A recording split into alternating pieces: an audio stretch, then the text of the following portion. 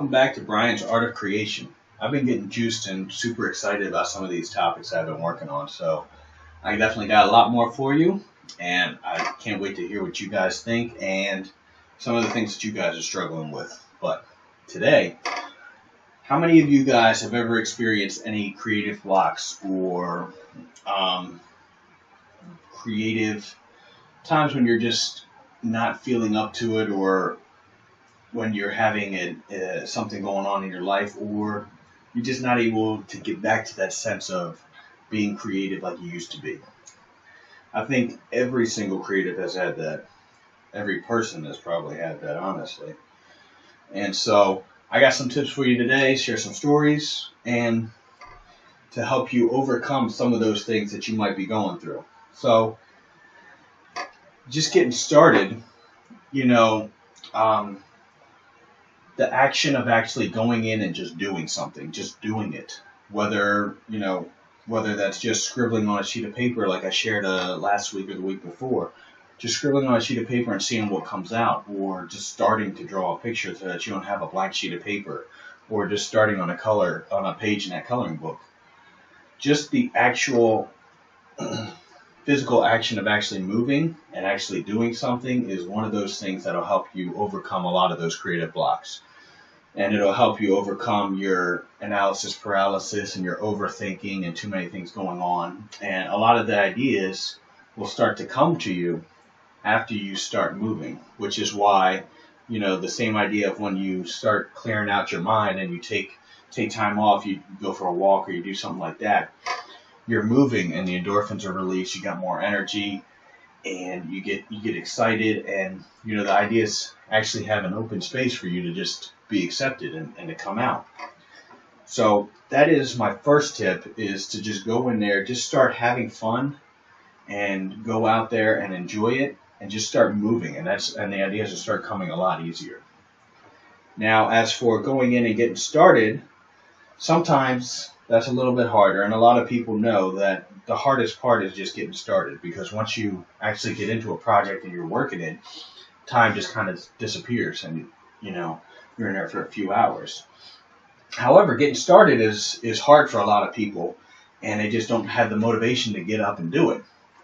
So a few of the tips, the main tip that I usually do is I go in with a set amount of time, or at least a preset amount of time, to where I know, it's something that's easily for me to convince myself to do it. So, for example, I learned from a lot of business entrepreneurs, there's something called the Pomodoro technique, and it helps you to focus. And what it is basically you spend 25 minutes working on something, full focus, you turn off all notifications, you go in there ready to go, and then you take 5 minutes for a break, and then you do another 25 minutes. With sculpting, I do 45-minute sessions for myself, and then 5 to 15 minutes break depending on what's going on and if I feel like taking a break. But the biggest part of this is that I set 45 minutes on my phone. I go in and I set it on my timer when I start, and I hit start. And what that actually does is it gives me a preset amount of time, and I'm looking at it saying I'm going to go in for 45 minutes. I'm not looking at it as I'm going into the studio and I might be in there for 2 or 3 or 4 hours, because when you look at it like that, you're like, 4 hours, I don't know if I have the energy for that. I don't know if I feel like getting started. If I go in there and do this painting, it's going to take me 2 or 3 hours. I don't know if I have the energy for that right now. You know what, I'm going to put it off. I'm going to do it later. And that's what a lot of people do. Even though, if they were to just go in and say, you know what, I'm just going to paint for 10 minutes or for 20 minutes. And then after they get started, they'll get super juiced up, they'll be excited, and they'll just go into it, and they'll spend 3 or 4 hours in there because time just slips away. But you got to be able to trick yourself into it when you first start, because getting started, getting out of bed, or getting away from whatever else you were doing is one of the toughest parts.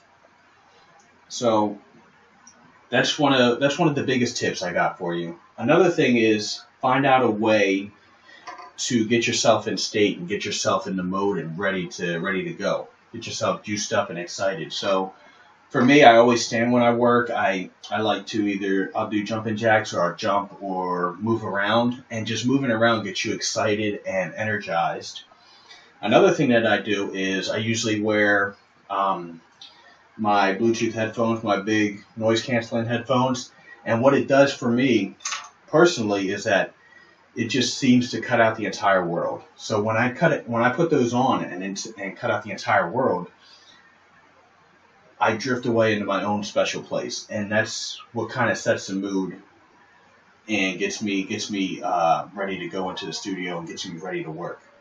You know, you might have certain playlists that get you super excited, or certain things like that. So think about certain things that get you ready to go. Even putting on, like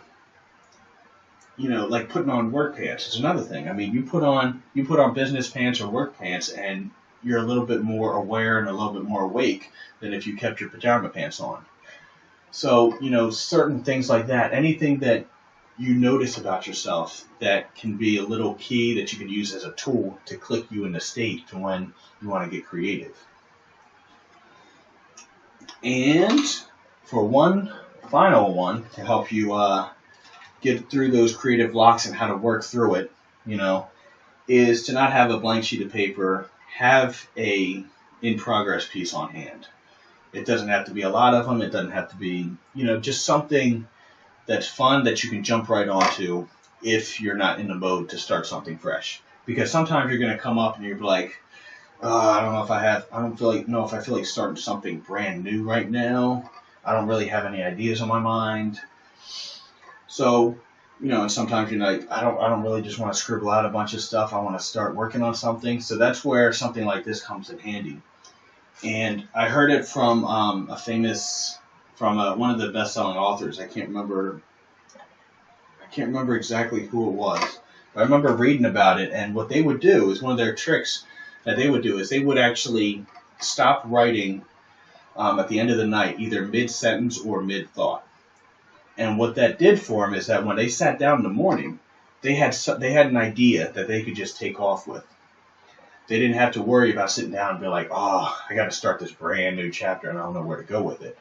Or, I got to start this brand new page and I'm not sure where to go with it. They already had it either mid-sentence or mid-idea or concept to where, that's where I was. I just got to finish this sentence. And after you start working and you start finishing it, then all of a sudden you're juiced up and you're energized, and you just keep going, and ideas keep flowing, and you're all good. So, a couple tidbits, a couple little things for you today. Hopefully some of that helps. Let me know what works for you guys, what